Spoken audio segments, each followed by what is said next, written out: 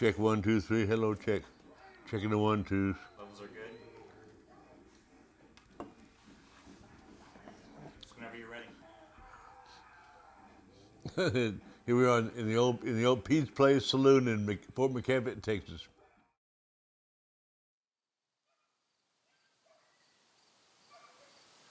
I went to work for Stephen Stills the 1st of June in 1971. One night, Stills said, "We're going to go to Louisiana." I said, "Why?" He said, "We're going to play the Festival of Life." Well, we got there, and the place all you could see was these lights in the swamp. And we landed, went backstage, there was Stills like a pasha in this dressing room, and we hung out for about an hour and went on stage, and I could smell the crowd. I couldn't see a thing because of the lights. I could smell them in the land and the weed being burned. It wasn't a bad smell. We began to play and played about an hour and got off stage and flew back to Baton Rouge. We had missed the Learjet. We sat there till dawn waiting for an airplane to fly to Memphis. It was an experience not to be forgotten, and folks died in that swamp. It was nasty, nasty. It was the festival of death, it seemed like to me. We lived through it, thank God for that.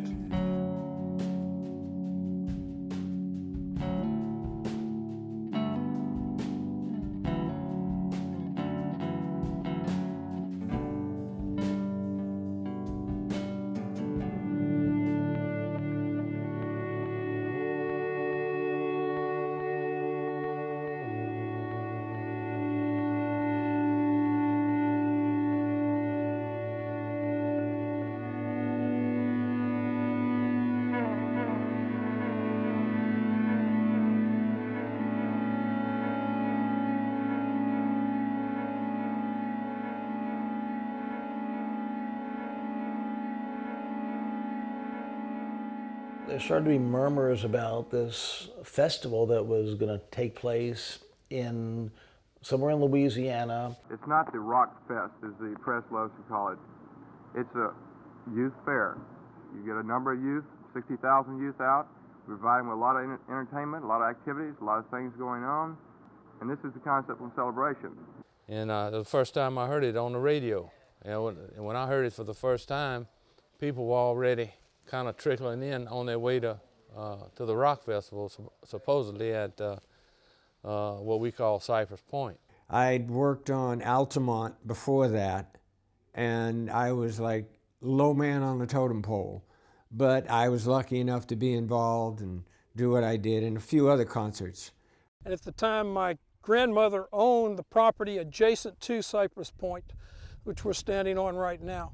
And at the time, my aunt and uncle lived up here. And so we were kind of concerned to figure out what's going on. If I'm not mistaken, I think I saw a poster around, I think in Baton Rouge, I believe, I saw the bands that were supposed to be there. And the lineup at this festival that was taking place was just phenomenal. I mean, you had everybody from the Allman Brothers Band, Chambers Brothers, Stephen Stills, Linda Ronstadt. Blood Rock was supposed to be there, and It's a Beautiful Day. Amboy Dukes, there, Ted Nugent and the Amboy Dukes. And probably a few others, War without Eric Burden. I've got them written all down. It's just, I really don't remember them all. I'd like to, but I don't.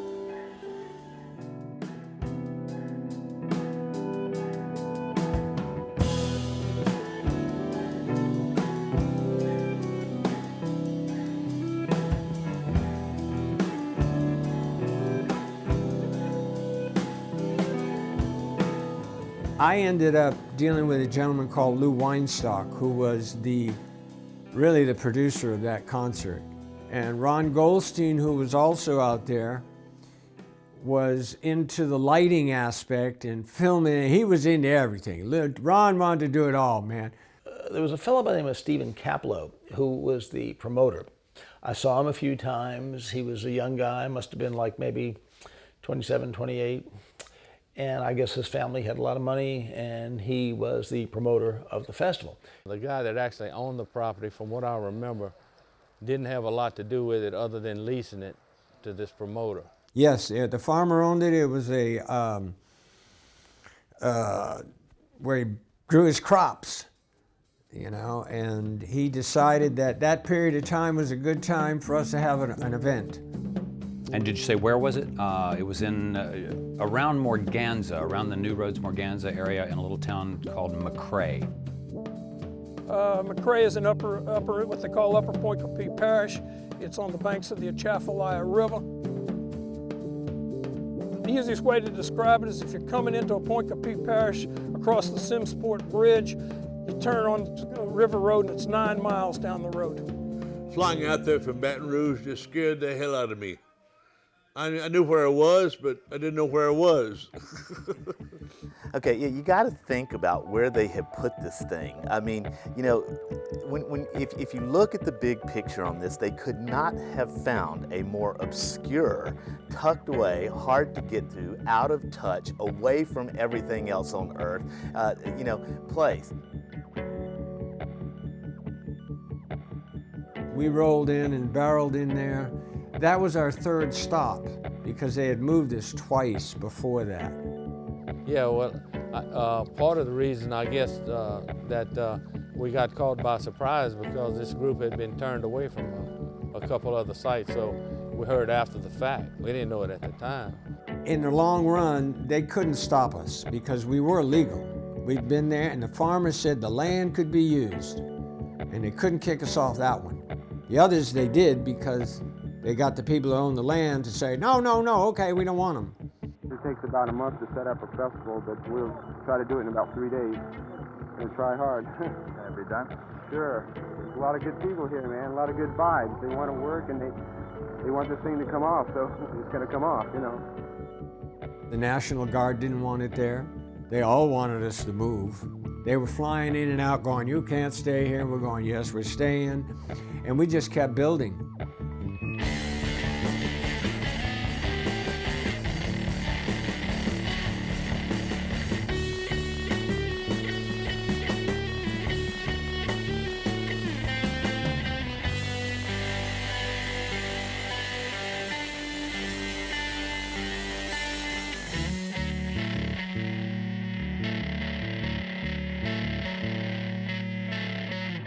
The atmosphere at this event was pretty calm. Even with all the problems that there was, everybody really was calm.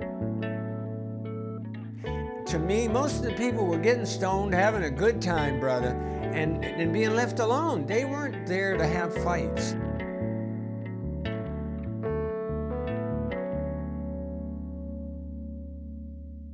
It was just scattered stuff going on, so I just started getting involved in these scattered things that were going on that I had experience in from Altamont, from when I worked there. There's been a great deal of work on it. A great deal of time and energy has gone into it. We had the proper papers. We had met the sanitation requirements. If I were going to get together with you guys and, hey, let's do a festival. We'll try to get all these bands together, and then we'll sell a bunch of tickets. Who knows? We might make, you know, a lot of money. The first thing I'm going to do is check it out with the locals, the local authorities, the local residents. Well, it was kind of hard for us to conceive because we had a real small group of deputies, and I don't think we could even imagine how large it eventually got to be. Yeah, you have to kind of get a mind's picture of this. You're suddenly going to bring down tens of thousands of hippies into this isolated area, which is going to be very difficult. So you got to imagine them all along the roadways, trying to find their ways there. Lots of hitchhikers and beat up vans, you know, migrating to this very isolated spot. Well, as the days progressed and people started filing in here, the authorities decided they weren't going to let people on the site because they didn't have sanitary conditions, didn't have whatever the things that they needed to sustain people who were coming in from all over the country. They made it very clear they did not want this festival to happen.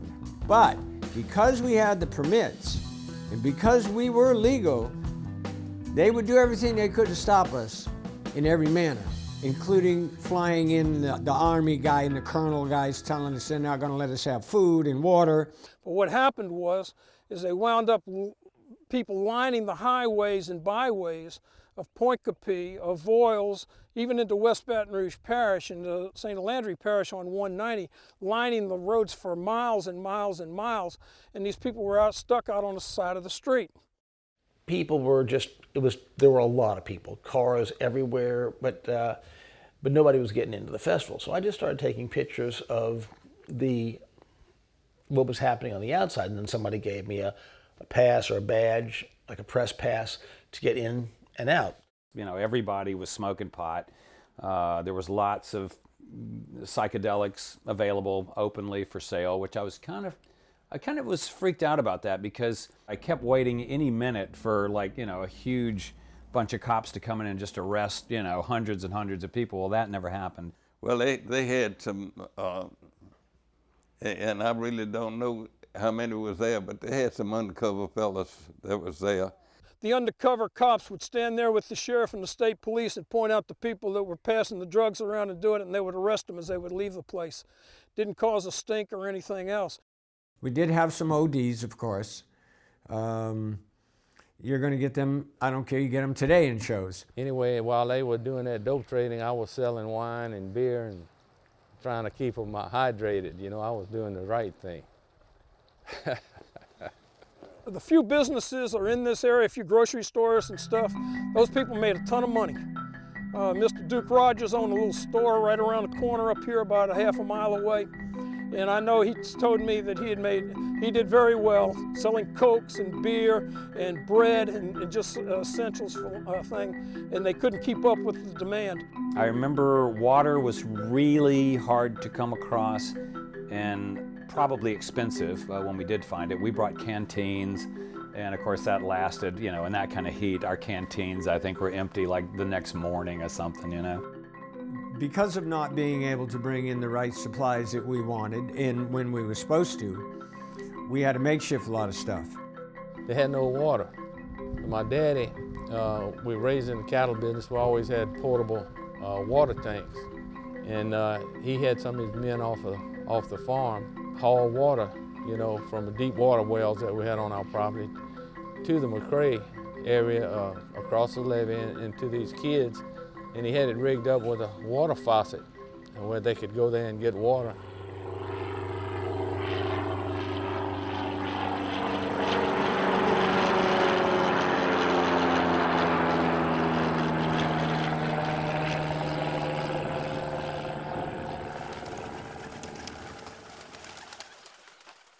A group of people told us we couldn't go on our own property. And I said, well, who are you? And they said, well, we are the Galloping Gooses from New Orleans. I said, yeah, so what? What does that mean? He said, we're a motorcycle gang out of New Orleans, and we're hired by their promoters to keep people out off the site and make sure that they go through the gate. And he said, we just got through whipping a boy's ass, and we're getting ready to whip some more. I was told that they were raping some of these women and robbing some of them, so I told the sheriff about it. He got to tell me he had his grease gun that he carried during World War II. And he got the state police and all deputies, and they got the Galloping Gooses together and drove them out of town. There were altercations and scuffles with cops and bikers, and I remember witnessing a real bad altercation at the front gate with cops, you know, kind of beating on people. The officials that were there, the police that were there, they didn't want us there, but they did do their jobs. I personally never saw any officer physically harm anyone. Their intentions were good. Law enforcement just didn't know what to expect, and at the time, they didn't know how many people were coming, so they thought probably the best way to, you know, to stop this thing, because nobody wanted it, everybody was afraid of it. There was no reason to hang out by the stage because they were still erecting the stage and putting up the sound system, the towers and all that stuff. There was an accident. during Celebration of Life. There was a huge thunderstorm one day, and the workers were on the scaffolding, and at that time, I was very close to the stage, and I saw what was probably the most horrific accident in my entire life. One of the sound towers came down. One of the fellows that was working on it got hurt bad. One of the scaffoldings literally went in one side and came out the other. And he was laying there on the ground, conscious, with his eyes open, with a thick, huge scaffolding pole all the way through his body. We thought he was dead. They got him to the hospital.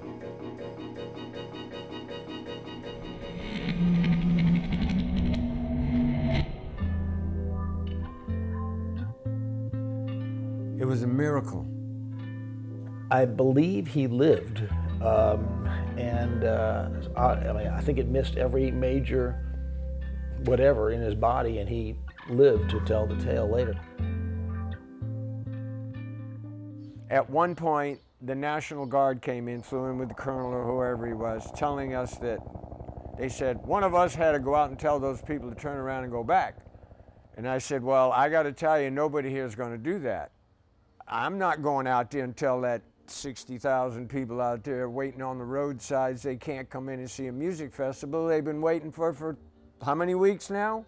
They finally decided that there weren't any sanitary conditions along the highway, so they might as well put them into one place. And they opened up the point and let people come on here to go to the rock festival and to let them have it. They finally realized we were going to do a show, and they finally open the gates. The music started at 6 at night, went till 6 in the morning. That was the coolest time. During the day, you stayed in the river or tried to find shade and get out of the sun, because man, it was hot, brother. We're sleeping in a pup tent.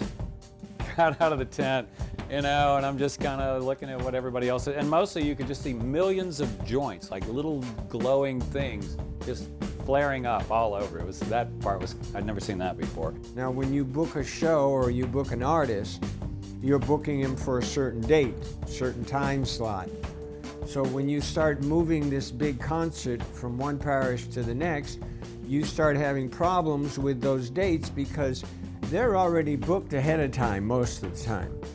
Long story short, I think 80% of the bands that were scheduled to play didn't show up. So we did lose acts. It was not something that the promoters had planned on. It's not something that Lou desired to happen. We did everything possible so it wouldn't happen. So we told the people. We'd have somebody come up and tell jokes. What you couldn't imagine, it was some of the craziest stuff in the world on that stage going on, okay? They had a huge stage, just like you would see it, just like it was up in New York, and you had the loudspeakers that you could hear for a mile away, and everything else. And they had some nice acts, as I remember.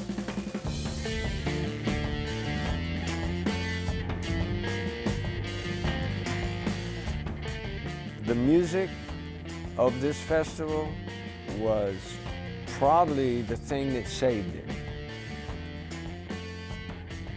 The artists that we did get for the show, they did an excellent job. They did the best job they could because they knew they had their hands full. They had a whole bunch of people out there by the thousands that had been waiting and waiting and waiting. And it rained for a while, it got windy at some points, and over a 6-day period of music and everything else in nature, the musicians are the ones that we should praise the most because every show they did rocked.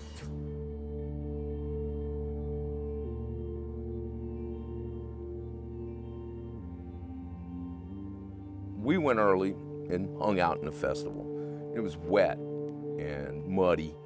Muddy as hell, really, very still air, very heavy humidity, no breeze, mosquitoes, just not conducive to, sleeping out under the stars. The main thing that stuck in my mind about the people that were moving about was not simply, their clothing or absence thereof, but was unlike some of the rock festivals that I went to later and things. There just wasn't a lot of happiness. You didn't see a lot of people walking around with a festive type look about them. Now, I'm sure they were there, and we didn't get all the way up near where the stage was, and they were probably having just a blast there. But most of the people further back that we were seeing, if it wasn't downright despair, it was concern, it was fatigue, it was being overheated. We had areas where they had just flooded it up with water and turned it into mudslide areas. But the biggest problem they found was there was too much rock and stone in it. So it ended up being more, they'd cake themselves up with mud and walk around with mud and then go get in the river and wash off. It was so damned hot and so sticky. It was like June, and if you've ever been to Louisiana in June, then I don't have to say anything else. It was a huge feast for the mosquitoes. We have spent a great deal of money on mosquito control programs. All the minor details that everybody screams and hollers about and says these rock fests are disasters, this, that, and the other, we have attended to. Hundreds, if not thousands of people were just totally naked on the levee, in the water. The rednecks would be passing by in their boats with their binoculars and they came up the river and they were taking pictures. A lot of my friends from the Marksville area, they were jumping in the river. Come on over, Carl. Leave that old ugly dog over there. All the locals that didn't come to the festival brought their boats out though and sat on the river and watched all the naked people. And my daddy looked at it and he says, Charles, he says, I don't know if I can condemn these people for skinny dipping. He says, I did the same thing growing up in the same place. The only trouble was I didn't have 40,000 people watching me. Being, again, a whatever I was, 17-year-old male, I spent most of my time by the river watching the girls swimming, skinny dipping in the Atchafalaya. It was the first time in my life I had seen a naked woman. and you know, I was simply jaw-dropped. And it wasn't just like one, there were many of them.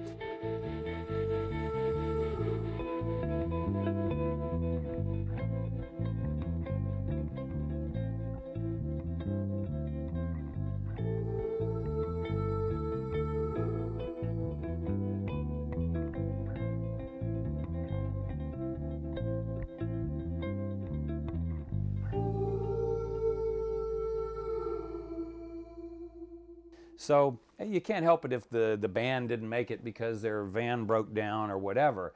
But all this other bullshit, you know, 4 days later, what we were supposed to start, you know, finally started, and not in that kind of heat. Just that one factor alone for several days is insane. I mean, like I said, surely I'm not the only one who became disgruntled and said, you know what, y'all have a good time, see ya. The way we live in South Louisiana is in the summer is you move from one air conditioner to the next. The humidity is a huge issue. You know, these people are going to go out there. The festival is scheduled to be for 8 days and stay in a spot where there's no air conditioning at all and no relief from the heat except that raging river right there on the side, which is a death trap.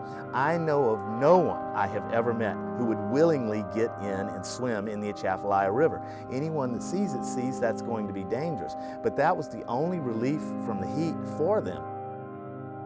People were told it's a dangerous river. They were told that if they were going to go in, not to really go out too far, that it was fairly safe along the shoreline. I think there were a lot of folks, a lot of youngsters there that were, you know, maybe from the north or from the west coast or whatever, that were used to swimming in, you know, maybe not muddy, swift, raging, you know, death trap bodies of water. You put that many people together, a baby get born maybe, somebody's going to break their arms, something's going to happen. It's just nature.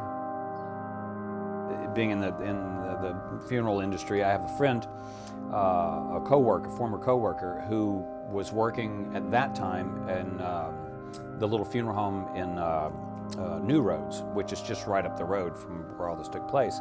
He was on the subject one day and telling me about the bodies that they were pulling out of the river there. He assured me that there were people that drowned there, according to the coroner's office, that reportedly went under and never surfaced back up, and no one knew who they were because they just were somebody who hitchhiked down for the festival. a guy had drowned while we were there. And although I won't say that we got up close enough to actually see the body, they were talking about it. And they were pulling the body behind a boat. The arm was up like this in the air, a rope was tied to the arm, and rather than having pulled the guy into the boat with them to haul him back, they were dragging him through the water.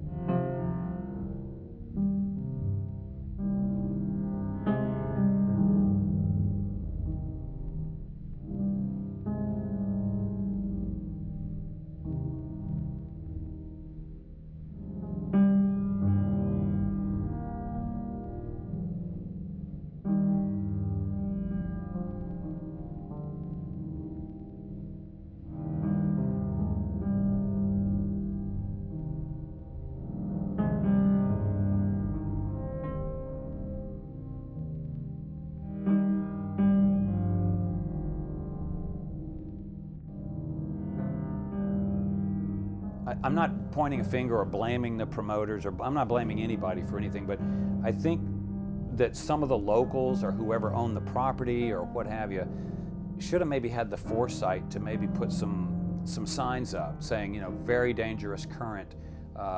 You could put a no swimming sign up, which of course would have been immediately burned in a campfire or whatever. But there should have been, I don't know, I just, like I said, there's no telling how many people drowned that, you know, their mom and dad never saw them again after that, never had a clue what happened to them. I have no idea about the drownings.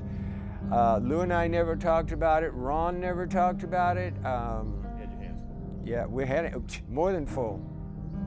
Trying to feed people was a handful.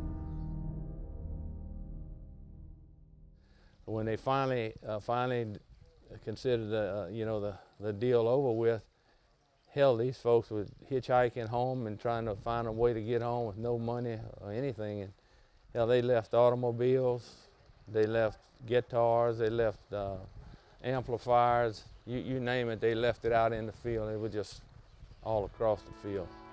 Looked like a Civil War battlefield almost.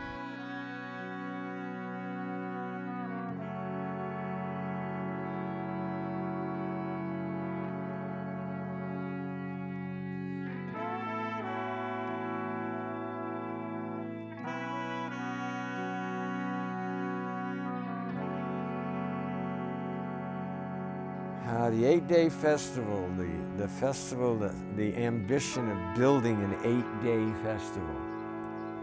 It excites me to this day, okay? I'm gonna tell you now. It can't be done 8 days, 3 max is all you think you can do now. That's a big danger. You lose your ass doing that too, easy. 1 day is hard to do.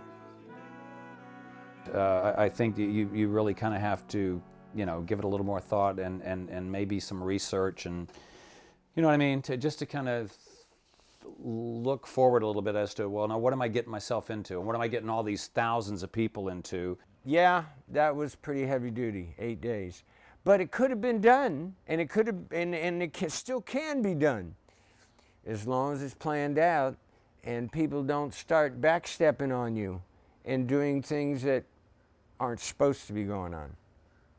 A lot of the guys weren't professional promoters. They're college guys. They really didn't expect it to be what it turned into. You don't prepare for things. You don't realize you got to have a drug tent. You got to have, you know, someone's going to overdose. You don't realize that people are going to get sunburned beyond belief. You don't ever think about somebody drowning in a river. From the way things transpired and from what I could hear from rumor control, if you will, is that basically he absconded with the money. I don't know if he ever got caught or what happened there on what the final outcome on that was. But basically it was a get-rich-quick money scheme from the promoter. I got to tell you something.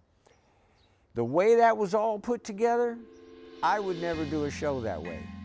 When you have a certain amount of money to spend, and then you find you have to keep doubling that because the legal system says, oh no, after they said yes, that presents the biggest problems. It was an episode that every person ought to see at least one time in their life. Once would be enough, but it certainly one time was a good time. I wouldn't trade for the experience. I did it and lived through it. Thank God for both of them. I don't know. It seemed to be a cursed event, I guess is probably the most succinct way I can word it. They'd have left us alone, we did rock their world, okay? I don't care if anybody out there complains, I'm really sorry, okay? We did the best job we could do, and I believe we rocked your world.